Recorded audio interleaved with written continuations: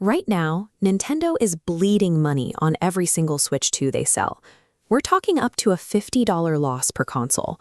But if you look at their latest earnings report, they aren't panicking. They actually just posted record-breaking overall profits. For decades, Nintendo operated on a strict rule that sets them apart from PlayStation and Xbox. They do not sell hardware at a loss. They price their consoles to make money from day one. What broke that rule is happening far away from the gaming industry. The artificial intelligence boom has triggered a massive build-out of data centers, and those servers require high-performance memory components, the exact RAM and NAND flash Nintendo needs. This chart shows the dramatic shift in Nintendo's hardware economics. Originally, the company projected a healthy $23 profit per console. But as global memory costs spiked by 160%, that positive margin collapsed into a projected $50 deficit by late 2026. Nintendo could have raised the retail price of the console, but doing so risks pricing out families and slowing down adoption. Instead, they absorbed the hit. They turned the Switch 2 into a loss leader, a Trojan horse designed to get into your living room so they can lock you into an ecosystem where the real money is made. To see how they recover those hardware losses, we have to look at how the games are sold.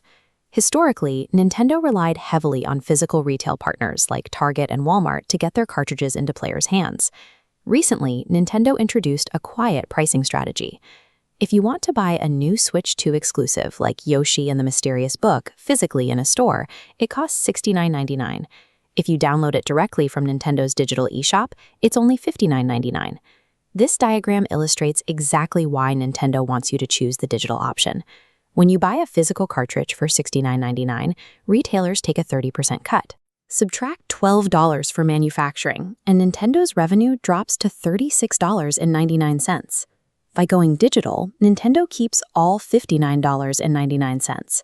They extract a 62% higher profit per copy, while charging you less. There is a secondary benefit here too. Physical Mario games hold their value for years, creating a massive used game market where players trade cartridges. Nintendo sees $0 from those secondhand sales. A digital copy is permanently tied to your account, completely eliminating the resale market. This $10 digital gap serves as a high-efficiency margin trap.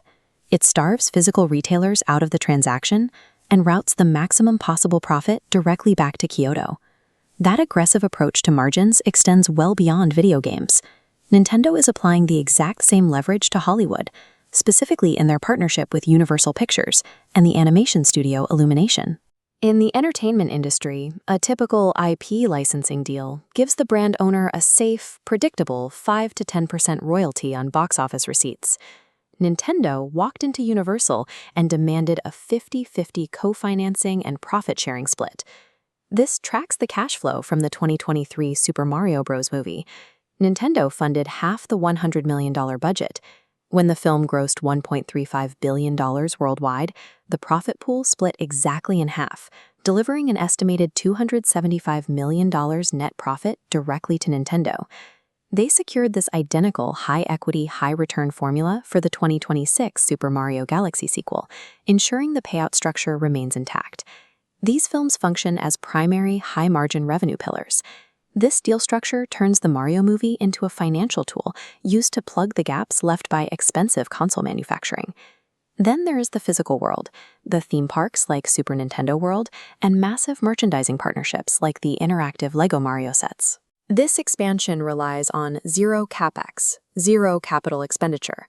Universal pays to build and maintain the theme parks, and LEGO pays to manufacture the plastic bricks. While these partners absorb 100% of the manufacturing and construction risks, Nintendo collects a pure, insulated royalty on every ticket and toy sold. To keep this royalty engine running, the Mario brand has to maintain a premium reputation.